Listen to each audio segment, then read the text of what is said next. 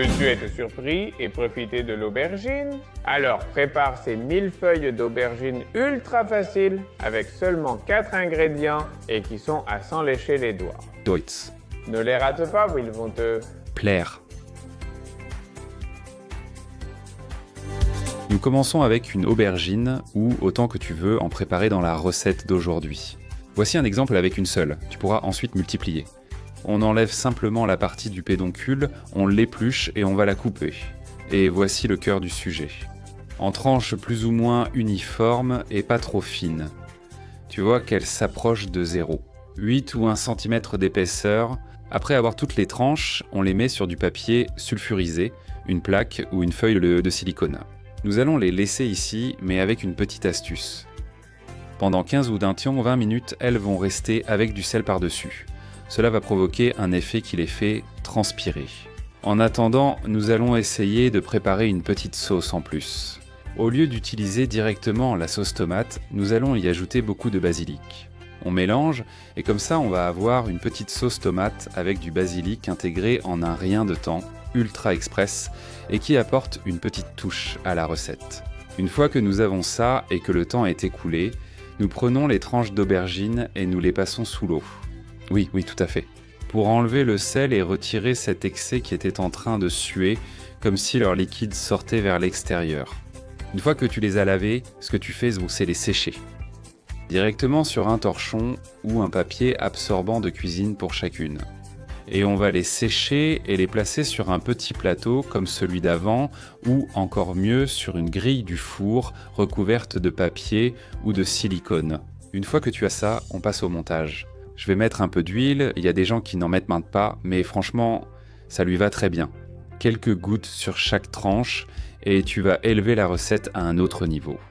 Ce qu'on fait, c'est qu'on les met au four qu'on a préchauffé à 180 degrés Celsius avec chaleur en haut et en bas.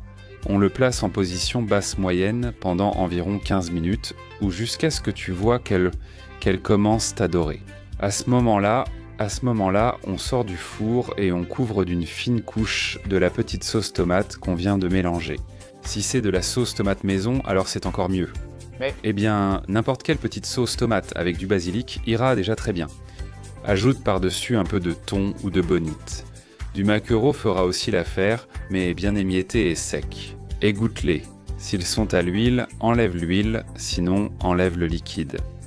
Une fois que c'est prêt, on couvre avec une fine couche de fromage en tranches. Lequel?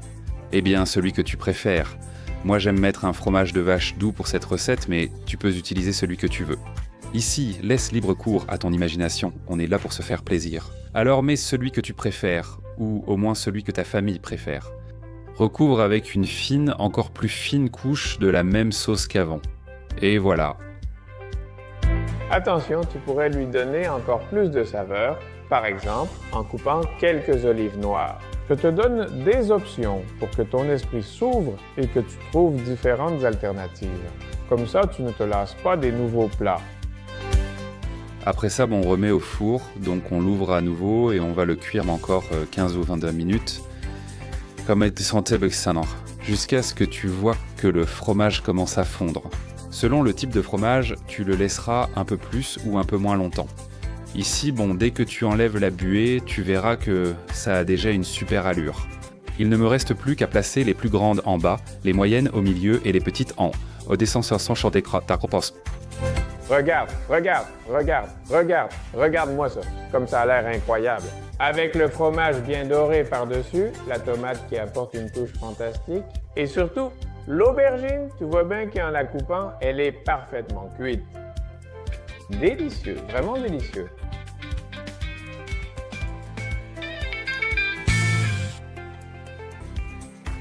C'est incroyable. Ça rappelle presque une pizza et la fraîcheur de l'aubergine. Une combinaison différente que j'espère que tu vas adorer. Oui. Puisque je suis là avec toi, dis-moi en commentaire, quelle recette fais-tu chez toi qui réussit à chaque fois? En plus, dis-moi aussi d'où tu regardes la vidéo et nous ferons le tour du monde à travers de délicieuses recettes. N'oublie pas que je te laisse toujours les ingrédients écrits et détaillés. Oui. Oui, laisse-moi une minute, je vais les vérifier tout de suite.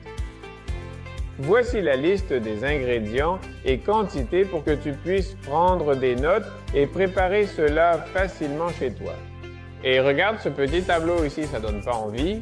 YouTube affirme que ce sera ta meilleure vidéo? Clique pour en profiter.